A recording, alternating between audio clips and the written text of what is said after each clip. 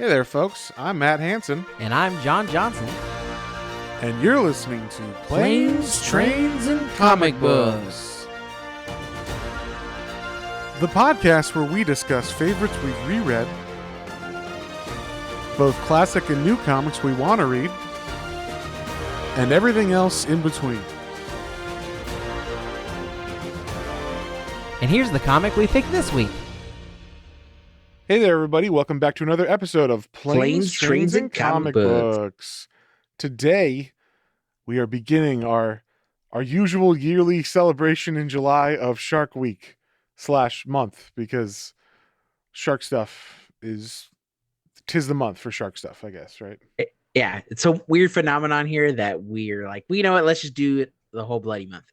Yeah, I mean, it's 2 episodes. The hard part is finding books with sharks or about sharks and whatnot. So, but there's a book that I think, John, you saw this a while ago and you thought it looked cool, and I had actually read this first volume before, and then I was like, the first volume to me was like, oh, you need to read like 2 or 3 to really get it, but I got a bunch of shit going on, so I was originally, we were gonna read like the first 2 or 3 volumes of this, and I was like, you know what, I'm gonna throw a card out and say, hey, let's just do book 1 for today because I'm super beat with some work I'm doing. So we read the first volume of Carthago, which is called The Fortuna Island Lagoon, and this book is a European album size, so it's like, they don't do single issues in Europe. They do albums, and albums can be 40 to like 80 pages, and they release them like, every 6 months or every year. And so it's kind of like a fancy trade paperback. They're a fatter, like they're a bigger size. So they're like, you've never read any European comics that are like that album size, right? I don't know if you have or not. Where it's basically like the size of a magazine, but it's a little bit wider. You know, we almost everything we read digitally, and when I buy stuff, most of the time it's American comics, or I have a couple now. The only thing I have is some Judge Dredd, which was a different size, kind of odd size. So I think that may be similar. Yeah, that's the size. It's like a square-ish size. Yeah. Okay. So yeah, some Judge Dredd, and I was gonna say, because I know we've read other European, because we read Black Sad, that probably comes something similar. Yeah, same thing. Those are albums that came out. Yeah. But we just read it digitally, so I couldn't have told you the difference. But you can, because the words are much smaller, because they have to shrink it so the square will fit into the screen instead of, the normal comic size. So, and you might have noticed in this one, there's a couple panels that have a lot of words. That's true. Maybe I just didn't think of it that way. Yeah, that's what it is. It's the sizing. They have to kind of shrink it down more because it's a square instead of a rectangle. Gotcha. Yeah.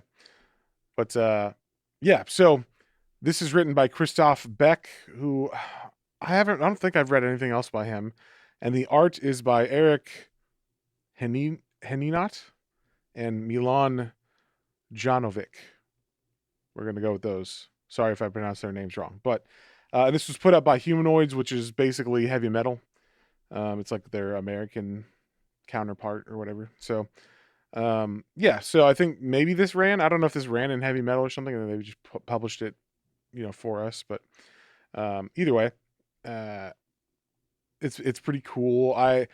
You were saying this before, but basically, like, if you've seen the Meg, I've strongly, which came out, I think the book came out in 1997. So if you've seen the Meg or read the Meg, you've at least read the first couple chapters of Carthago.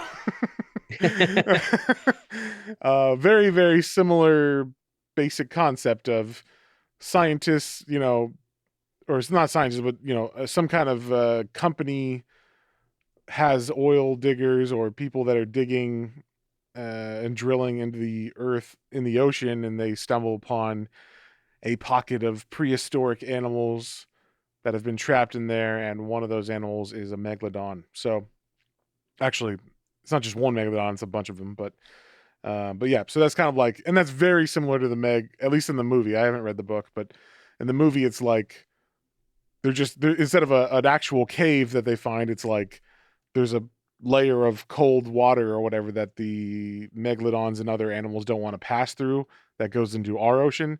So they're kind of trapped below this layer of super cold water or super cold whatever. And when that gets broken, when scientists go through it, they're like, hey, cool, there's like a hole. Let's all go through. So similar idea. But like, it seems like there's more factions in this that we're dealing with, more like political stuff in the background. So I think it gets a little bit more into some of that. But we start off just an introduction, I guess, to what a megalodon is. We see, 23 million years BCE. We see a pod of humpback whales, and they're swimming, and then we see a megalodon come up and just fucking tear one of them apart. And then we cut to 3200 BCE, and we see it's all snowy now, and we see a caveman walking, and a saber-toothed tiger is chasing him, and then he falls into this like valley that is riddled with whale slash megalodon slash other sea creature bones from assumedly the 32 million BC that we were at before. So this is what became of that ocean, is this glacier. Then we cut to modern day of 1990. Well, not modern day, but we cut to 1993. I wasn't sure exactly when. I guess modern day would be 2017 or 16 when this came out. But 1993 is like the event horizon, I guess you call it, where it's like okay, there's this company named Carthago. They are a natural gas company, the largest on Earth or whatever, and they are of course drilling for natural gas under the ocean. And we have the moment where the guys are like, you gotta keep drilling, and they hit an air pocket and they're like, what the hell is that? And they bring the drill up, and then like, whoa, there's a big cave under the water. This is crazy. And then let's immediately go into it. Yeah, I was like, fuck that. I definitely would not be going into some random ass cave in the middle of, I mean, not to mention there's only one way out that you know of, right? Like, the hole's big, but it's pitch black inside, and I don't know how many lights y'all have. So like, or like how good your batteries are. So like, why don't we like take some time, then go back down, But immediately one of the guys is like, hey, look at this fish. That fish is cool. It looks like those fish from the museum in the prehistoric section or whatever. And then his friends turn around, and all that's left is his arm. And then they're like, wait, what happened to Ben or whatever his name is? And then like all of a sudden the megalodon eats them. And we just see like, it's very Jaws-ish, where there's just like a shadow of a shark. Not we don't get like full looks at it yet. But then after that incident in 1993, which, it's interesting that it cuts to like modern day or present day France.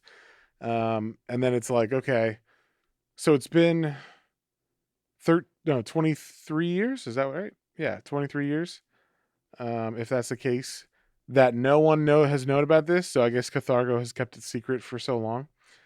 But it doesn't seem like they've done a good job, because later on, like, other people seem to have found similar things and stuff. So I will say, like, the second book starts with like it's in World War II time, and like a submarine in the regular ocean just gets attacked by whatever those ones that look like alligators are, that have fins instead of feet. Oh, the Leopleurodon. Yes, yeah, those ones.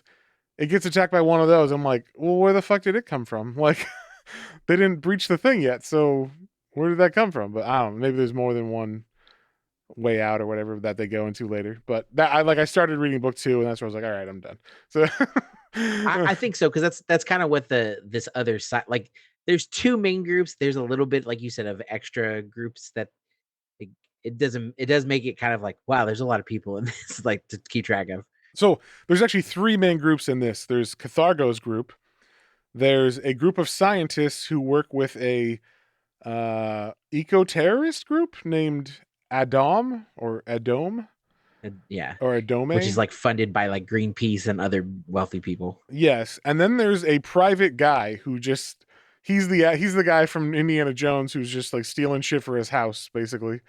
That's right. He's the, what is he? They call him the sanitarian of the Carpathians. Yeah, something like, I was like, I don't. That's a weird name, dude. You need to get a better name. But yeah, like, so there's like three main kind of people after this discovery, or Carthago's trying to hide it still, and other people just happen to stumble upon it, and then they go after it. So we cut to this couple. One of them is named Dr. Kim, and the other one is named Martin. That's like her husband or whatever. And also, they don't really go into it here. They kind of allude to it, but they have a daughter named Lou, and I'm sure you got this, but she can breathe underwater, right? She's like Waterworld. I mean, it sure seemed like it. Yeah, she was there. She's like coming down from the deep, and they're like, "Oh, hey, how long were you down there?" Yeah, and she's like, "Oh, I saw this fish," and they're like, "Those fish are like at 150 feet deep," and then she's like, "Uh huh," and they're like, "Our daughter's crazy." Our daughter's special. We don't talk about this. Yeah, it seems like the parents know, but the friends that work with them are like, "Man, your daughter's telling some tall tales," and they're like, "Well, our daughter's special." So it seems like they haven't revealed it in this first volume, but it's pretty obvious that there is like something with her where she can swim underwater. I assume it's a girl, right? They don't really Yeah, show her yeah, too much, but yeah. It's a daughter. okay. So, and then, and also I suspect that because the big promotional image for this series is a giant megalodon looking at a little girl swimming in front of him, or it. So, like, I'm assuming that happens later on in one of the comics where this little girl goes swimming in a cave, finds the megalodon. Maybe they become friends. I don't know. Maybe it's like Jabberjaw or something. But yeah, who knows? If only. If only. We can only hope. Yeah, but we get introduced to this family, and they're working on some of their own like discoveries. It seems like everybody's discovering fish that have never been seen before in this book. Lots of discoveries are being made of aquatic life. So they're in France in the wintertime looking at sturgeon or some other kind of fish that are gigantic, that shouldn't be that gigantic, and they seem like it's a big deal. But then some group of or the group of eco terrorists that work with them pull up on their snowmobiles, which I was like, are those electric snowmobiles? Like, excuse me, those are gas powered snowmobiles, guys. I don't think you should be walking if you really want to be eco friendly. But sure, be hypocrites. That's what I say. But No, those run on corn, sir. they run on corn. Well, corn is not a sustainable crop, sir. You're right, but they have an abundance of it because that's what I don't know. I'm trying to help them Because it's government subsidized and cows eat it. Is that why? Yes. Cows that cause methane. Exactly. You're killing the planet, sir. I could throw this back at you all day, John. Anyway, so these eco terrorists ride up and they're like, "Hey, we have something that might interest you, Dr. Kim." Also, her name is Melville, Kim Melville, which I was like, really, guys, a little heavy handed in the name department, but I assume she's going to be looking for her great white whale. Wink. So then we get like a total. This is like Deep Blue Sea and the Meg in one, but then we cut to back to 1993, and we see the head of the corporation of Carthago is coming to their drill sites offshore where this discovery happened, and everybody's like, "Oh my God, why do you think he's here? Is he gonna fire all of us? Is he gonna give us all bonuses? Is he gonna like take away bonuses? What's going on?"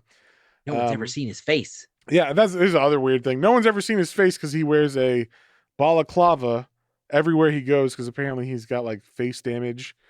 So he just looks like literally like a bank robber or something everywhere he goes.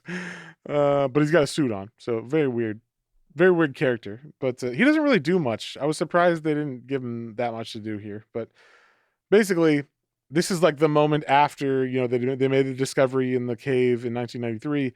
He gets called here. They're like, "Hey, we sent a second team down when the first team didn't show up, and they got eaten too. But this time we got footage, and the footage is like a picture of a giant fucking megalodon about to eat them." He's like, hide it. We need it. We can't let this is an amazing discovery, but hide it because we can't afford to lose our profits. Well, he's not in the shark business, John. He's in the natural gas business. He doesn't give a fuck about sharks. If they do this, then now all they're like, think of that. All of the land underneath that they're drilling in is now going to be like a sanctuary for endangered animals. So there's no way they're going to be able to continue drilling or any of that shit. And they have those big, platforms that they put, what are they called? The rigs, like the oil rigs or the natural gas rigs that they put. Well, it sounds like they're going to have to move them, Matt. Not if they keep it secret. So it makes perfect sense that he wants to keep it secret. Who needs a megalodon? Just blow that motherfucker up. We don't need him in the ocean. No, thank you. Yeah, he should have been dead anyway. Yeah. Fuck that guy. Honestly, we've been fine without him. Let's just take care of it now. In fact, I don't know why they didn't do that. That's what I would have done if I was this guy and I was as rich. They're talking about like they make $60 billion profit every year and stuff. I'm like, if you make that much money, there's an easy solution for this. You just put some bombs on some fucking steak and drop it into the cave. I think that will take care of itself, right? Like, Megalodon solved. This is a much quicker comic book for you. Yeah, I mean, I think I figured out the secret crux of this. I don't know why he doesn't do that. I mean, especially if he's supposed to be like evil businessman. But that they have to break it down to him, and us, because obviously it's like a stand-in for like telling the reader what a megalodon is and how big it is compared to a great white shark. Okay, so there's another weird part of this. There's a fourth contingent. I forgot about this.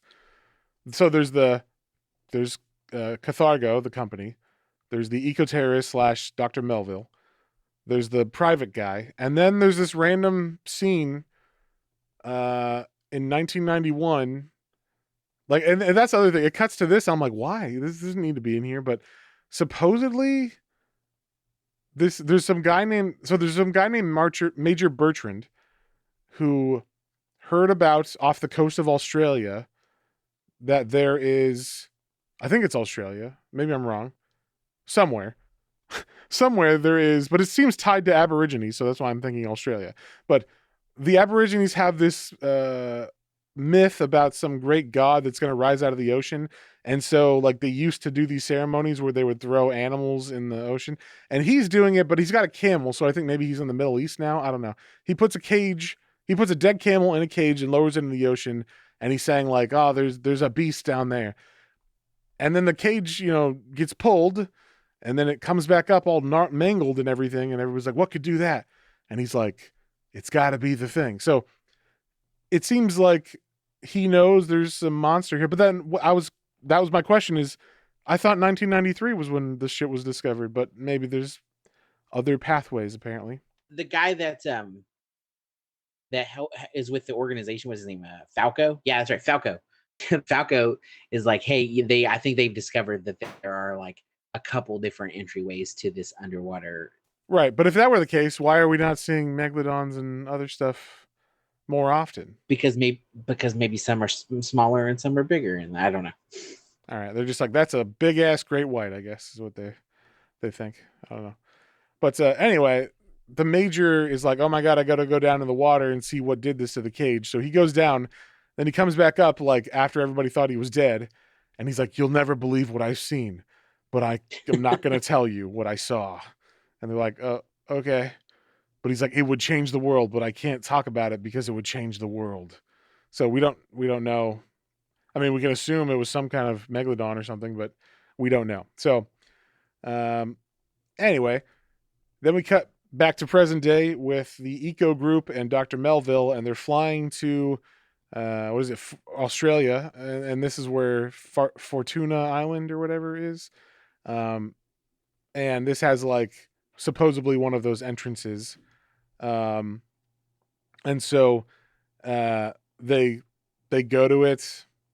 They talk about it up for a bit. This comic gets wordy for like kind of no reason sometimes. I was kind of like, a lot of this exposition talk doesn't need to be here. We get it. It's a shark book. Don't get too heady, guys.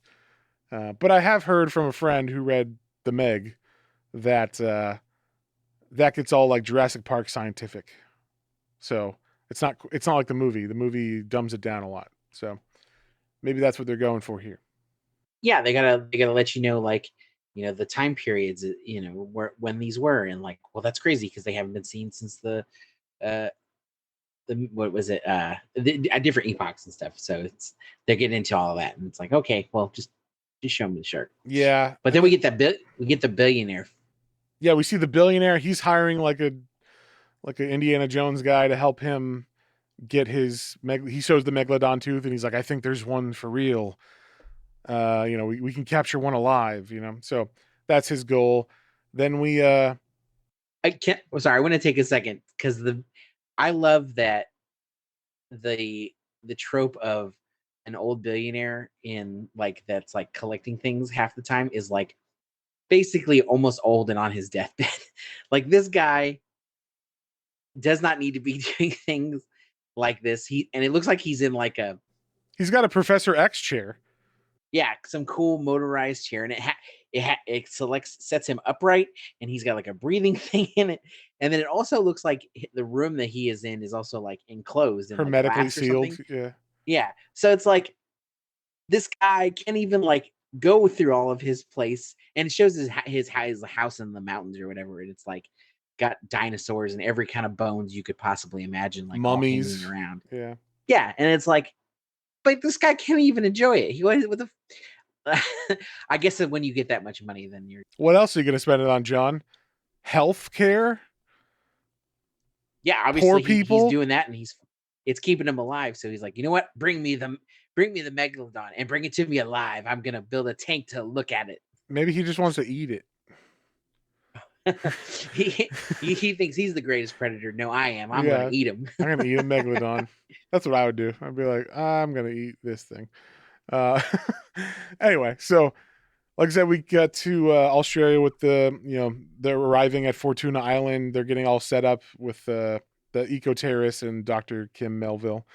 And then we cut to like the ocean for some reason off of Australia, and we see a boat that's just out in the ocean, and it gets attacked by megalodon. So obviously, maybe this is around that area. Don't know. Yeah, they're getting close. Yeah, it said it was in the southern tip of Western Australia. Yeah, so they're all around that area. But anyway, so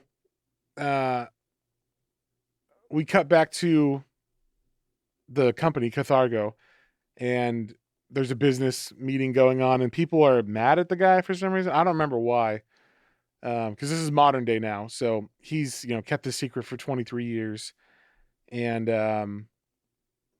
there's something I kind of zoned out on some of this like boardroom talk. Do you know what they were talking about in this? Yeah, basically they're talking about the environmental group and how like they're not going to compromise. We need our profits, and if things aren't taken care of, we may need to find a new chairman. And he's like, oh, okay, well that goes without saying. And then he's like, okay, gentlemen, well I'll take care of him. Well, no matter what like extreme measures, I think he says, and they're like, good day, good day. Oh yeah, they basically say like, yeah, we're gonna fucking kill people, and they're like, ha, under the breath, take care of. Yeah, that's what they. And then they walk out, and he takes off his mask, and it's like, ooh, let me see his I don't know what fucked up face. Is. He looks like Deadpool or something. Yeah. Maybe a megalodon bit his face, and that's why he's angry. I don't know. Maybe that's his secret. Yeah. So then we cut to Fortuna Island. It's day 2. The Dr. Melville and crew are in a little submarine, and they are going into the unknown. Apparently, this is, like they said, the opening of this new cave system. And as they go into it, they're like, "Oh my god, this was like a volcano. This is like literally a volcano that split in two." And immediately, as they get into that volcano area, they see one of those. What are they called? The alligator. Leopleurodon. Leopleurodons. Do you know the side note? The little Charlie the unicorn. I know of it. Yes. Yeah, it's old. That's how I always remember what a Leopleurodon is, because they're the little. He's the horse, and they have the little unicorns, and they're like, "Come with us, Charlie," and then they're like the magical Leopleurodon. Okay. Anyway. That's how I remember what those are called. Okay, that's good for you. Old cartoon. Whatever works, I guess. Anyway, so they see this thing and they're like, "Oh my god!" and it immediately attacks them, and so it like bites off the little grabber arm of this submarine. And I don't know about you, John, but if a fucking prehistoric animal bites off the arm of your submarine and you're, under over 1,000 feet under the ocean, why would you continue? Wouldn't you be like, all right, that was it for today? But no, science, god damn it, you can't stay in the way of science or stand in the way of it. So they continue. Well, they come back up that day, but they're definitely gonna go back down. That's true. Yes, but okay, so they come back up, but they don't fix it. I mean, they're like, "Oh, the arm, that sucks," and then they're like, "Okay, well, what are we gonna do tomorrow? We're going down too, no problem." So, um, then then we just get kind of like a like back and forth. It looks like I don't know who is the government looking for the family, the Melville family, because they like someone stops by their house with like black cars and they ring the doorbell and then like the grandma lets them in or something, and then they go up to the little girl's room and it's just full of shark paraphernalia. And they're like, "Oh my god!" Oh my god! I'm like, what does that mean? She's a little kid. It's got like, and like the paraphernalia is just like posters of sharks. So like stuffed animals, like kid shit. It's like, yeah, when I was obsessed with Jurassic Park, better believe I had a room full of dinosaurs and posters and stuff. Like, what's weird about that? Yeah, that's got to come to fruition later. Like, it definitely seems like, yeah, government agents, we're here to attain some information about Dr. Melville and whatnot. And then, yeah, they see the kids and they're like, "Oh my god, they know about sharks." It's like, call the yeah, they're president or fucking, yeah, they're fucking oceanographers. Like, yeah, okay. they're marine biologists or whatever. It's like you think they would. Yes, all this stuff is in their house because of that. So, yeah, and then also they have like a little foreshadowing where the mom is looking at pictures, or she's looking at her computer, and then in the background we see a picture that her daughter Lou drew, and it's a picture of a megalodon, and she's floating in front of it. So it's like a little nod to what's going to happen eventually. And then we cut to day number 17. I mean, we had, there's some days in between, but nothing really happens. They're just talking about like they've been looking and they haven't found anything in that amount of days before 17, and after the first day, they never saw another prehistoric animal. They just saw like, was it like not plankton? Was it some kind of sponges or something? They were like, "Oh yeah, we saw some of those that are prehistoric," but nothing like a megalodon. And the scientist, which is weird, they know these are there, right? Like the scientist, Dr. Kim, is like, "Oh, I'm getting like upset because I haven't found it. Maybe they don't exist." I'm like, "You know they exist. We know this. That's why you're here. You know, and you just saw a real dinosaur. Like, if I would get it if you hadn't seen anything, but the first thing they saw was like that thing. What's it called, John? Yeah, a Leopleurodon, and that's even older than the megalodon. So, first off, that's one thing that bugged me too. Is like that animal is way older than a megalodon. So, like, that's even more of a discovery in my book. It found the cave too. It found the cave, and then a megalodon found the cave. Yeah. So, yeah, and then for, like you said, for them to be like, "Man, I can't believe it's been like 2 weeks. It's been 5 days, and I haven't found anything else other than that stupid dinosaur that's 13 million years old. This stupid old dinosaur and some fucking sponges." Oh, okay, but you still found them. Yeah, I feel like scientists, stuff is here. I feel like scientists would be pretty stoked on those two discoveries, enough for 15 days of waiting to find a megalodon. So they go down on the 17th day for their next dive, and immediately they're like, "Oh my god, we got something." It's like aliens. I just hear like beep, beep, beep, beep, beep, beep, beep, beep, beep, beep, beep. Like, "Oh my god, something's coming straight at us." And they see a megalodon. They're like, "Oh my god, we found one." And then they're like, "Oh no, that's just a regular great white." And then that great white, but they are like, "Oh, it is a big great white. Like it's 25 feet. So it's a above average great white." And then that great white gets attacked by a megalodon, and they watch that. And they're like, "Oh my god, it's a real megalodon." Then they're like, watching that fight happen, or that massacre happen, and then all of a sudden their ship gets slammed, and they're like, "What the hell?" And they're like, "Oh," the guy who's looking at the fucking radar or sonar or whatever is like, "Oh, my bad. there was like a way bigger thing coming at us, but I totally forgot about that when I saw that other shark got killed. I was like, bro, information that could be brought to my attention yesterday. What the fuck? You know? So Yeah, and again, like this one's even fucking bigger. Like, yeah. Yeah, he has no, like, this submarine is like, I mean, we just recently saw a submarine that was made for like 5 people go down, right? So it's not a very big thing, right? So you would think they would be more cognizant of their lives and things going on around them, but apparently not. These are eco-terrorists, though. There's the scientist, and then there's the eco-terrorist guy who's like driving everything. So, and he's the guy that fucked up on the sonar, idiot. So, yeah, they get attacked by the shark, and then he's like, "Oh my god, we're gonna die! It's gonna swallow us whole." And the scientist pulls her fucking shark knowledge out, her Shark Week knowledge that everybody who's ever watched Shark Week knows, that sharks always make a first bite just to test to see if it's something they want to eat, and then they let it go if they don't like it. So the scientist is like, "You idiot. Sharks just taste it and then let it go because it's metal. They don't care about metal." So that's what happens. sharks are naturally peaceful. They only bite when you touch their private parts. Yes, unless you touch their private parts. Exactly. So that's most animals, though. Most animals are pretty peaceful unless you touch their private parts. Anyway, so that attack, that initial checkout bite, actually cripples the sub. So they're just like falling. I mean, there's no like shelf of rocks or anything, so it just shows them like falling into the deep. And they do shoot up a tracer or whatever, like a signal flare or something that's like help. But it looks like all it does is paint the water on top orange. I'm like, that's shitty if no one's looking for it. You'd think it would just shoot out of the air, like an actual flare or something. But yeah, like that's what I expected to pop out of the water. It almost made me be like, what pollutant did they just put in the water? If they have to dye the water, they're hurting the animals, aren't they? It's Agent Orange. They just spray Agent Orange and all in the water. Yeah. So anyway, they're stuck in the ship. It's now on the bottom of this fucking, cave system.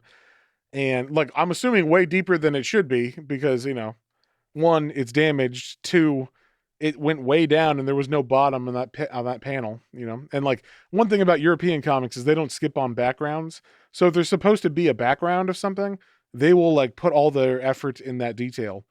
And there was just pitch blue, like dark blue behind them as it's falling. So it wasn't like a couple feet they fell. But we do see like now it's on some sort of rocky shelf, so it's way low. And one thing, this is like, that's where they leave them. And, they're dreaming about, the doctor's like dreaming about her daughter. And we kind of see like the daughter swimming. Like, I don't know if this is a memory that the mom has. I think it is. The mom and the dad have this memory of their daughter swimming naked around sharks. And like, I don't know about you, John, but it reminded me of that scene in Jurassic Park 2 when they go to that island and then there's the little dinosaurs and they're like, haha, little dinosaurs. Little girl's like, well, hey, little yeah, guy. And then they're like, rat, rat, rat, rat, meat, and then they just like eat the fuck out of her and kill her. That's what it looks like. These are all little baby sharks just surrounding their daughter. I'm like, I would not be chill with that at all. Yeah, I'm sure it's gonna be fine. I mean, it probably for the comic, but in general, yeah, I would be like, "What the fuck?" Yeah, I'd be like, like just shooting sharks in the water. But yeah, so we leave them like thinking about her daughter. Then we cut to Australia, the same time, same day. We see Aborigines looking out over the ocean, and they're like, "Yes, the great Dakan has arrived." So like this crazy like celestial god that lives in the water, they're like, it is supposed to happen, and the world will end soon, basically. And so that's kind of interesting. I don't know why they're tying that. Like, it seems like they're putting like supernatural shit in here too, or like at least like maybe going there. And then the last page of this comic is we cut back to France, and we it's Normandy, or one of those, it's one of the beaches of Normandy, because there's like a World War II Nazi bunker that these people are looking at.